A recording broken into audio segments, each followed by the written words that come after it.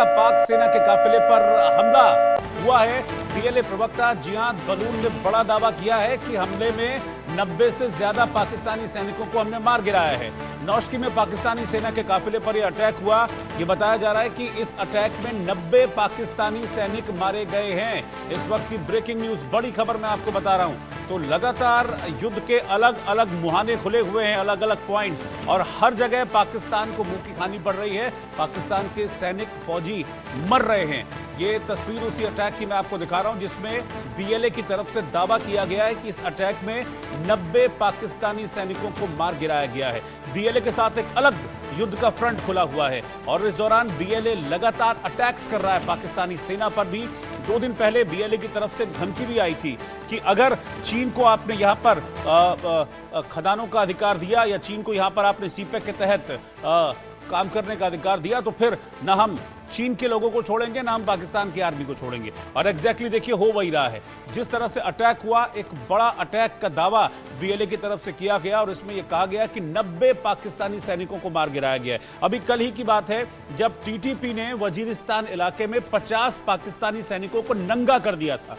उनसे वर्दी उतरवा ली गई थी, उनके हथियार रखवा लिए गए थे। पाकिस्तानी सैनिकों ने उनके सामने सरेंडर कर दिया था। तो टीटीपी भी एक तरफ से मार रहा है, बीएलए एक तरफ से मार रहा है, और इस बीच भारत के साथ युद्ध के सपने पाकिस्तान देख रहा है। इस वक्त उसके सपनों में भी हिंदुस्तान आ रहा है। अजय जांडियाल मेरे सहयोगी इस वक्त मेरे साथ जुड़े हुए हैं। अजय, कल टीटीपी ने नंगा कर दिया था पाकिस्तानी सैनिकों को और आज बीएलए यह दावा कर रहा है कि 90 पाकिस्तानी सैनिक मार दिए उन्होंने अटैक में।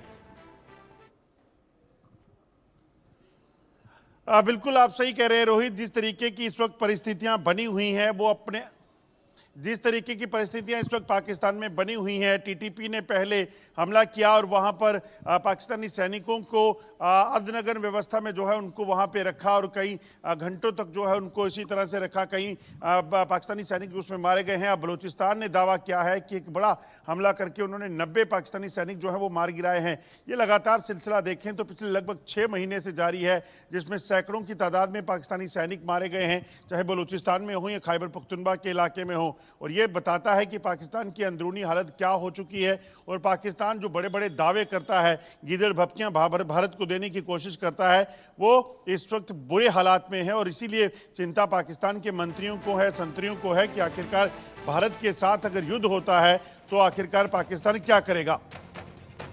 बिल्कुल जाहिर सी बात है। और अभी मुझे धमकी अच्छे से याद आ रही है जब बीएलए की तरफ से धमकी दी गई थी, सीपैक को लेकर भी चेतावनी दी गई थी और पाकिस्तानी सेना को भी कहा था कि मरना है तो यहां रहो, नहीं तो चले जाओ बलूचिस्तान छोड़ के।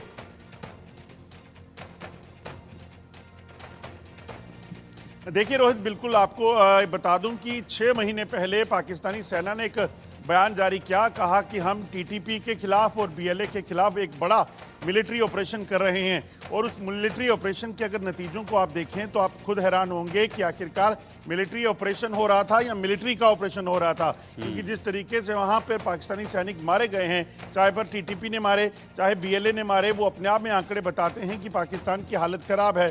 और अगर इन आंकड़ों को, ताज़ा आंकड़ों को देखा जाए तो उसमें साफ है कि बीएलए की ताकत लगातार बढ़ी है, पाकिस्तानी सेना जो है वो लगातार धराशायी है। और आपको बता दूं कि बीएलए ने कहकर साफ किया है कि किसी भी तरीके से बलूचिस्तान में, चाहे वो पाकिस्तानी सैनिक हो, चाहे वो सीपैक पे काम पे लगे चीन के इंजीनियर्स हों, नागरिक हों या फिर वहाँ के सैनिक हों, अगर कोई भी हस्तक्षेप करेगा तो इसे बर्दाश्त नहीं किया जाएगा। और सीपैक को लेकर खासतौर पे उन्होंने वार्निंग जारी की है चीन के लिए, जो लगातार सीपैक के जरिए ग्वादर पहुँचने का प्लान उसका है, उसको साफ कर दिया गया है कि अगर कोई भी हरकत हुई तो उसका जिम्मेदार पाकिस्तान और चीन खुद होगा।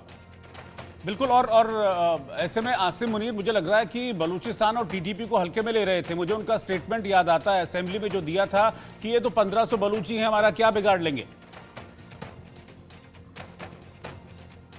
देखिए बिल्कुल, अभी तक अगर आप देखें तो बीएलए और टीटीपी को इन्होंने हल्के में लिया है हर बार। उसी का नतीजा भुगत रहे हैं कि मिलिट्री ऑपरेशन चलाने के बावजूद सैकड़ों पाकिस्तानी सैनिक मारे गए हैं। हालत ये है कि कई वहां पर रिजाइन करके नौकरियां छोड़कर चले जा चुके हैं। और बीएलए की लगातार जो वार्निंग है, बीएलए ने साफ कहा, जब आसिम मुनीर इस तरह के बयान देते हैं तो बीएलए कहता है कि हम कई महीनों तक पाकिस्तान के साथ जंग लड़ने के लिए तैयार हैं। इतना असला, इतना गोला बारूद हमारे पास है, मगर जिस तरीके से वो कर रहे हैं ये साफ है कि चीन जितनी भी मदद पाकिस्तान की कर ले, इन्वेस्टमेंट कर ले, मगर बलूचिस्तान में चीन अपने पैर नहीं पसार सकेगा। और BLA जो है, बलूचिस्तान मिलकर जो है एक बार अलग से पहले जैसा देश जो है वो बन जाएगा। ठीक है, आप मेरे साथ अजय बने रहिए। इस वक्त एक और ब्रेकिंग न्यूज सामने आ रही है और इस वक्त की बड़ी खबर यह है कि बलूच मूवमेंट के अध्यक्ष हैदर मर्री ने हुंकार भरी है और उन्होंने कहा है कि बलूच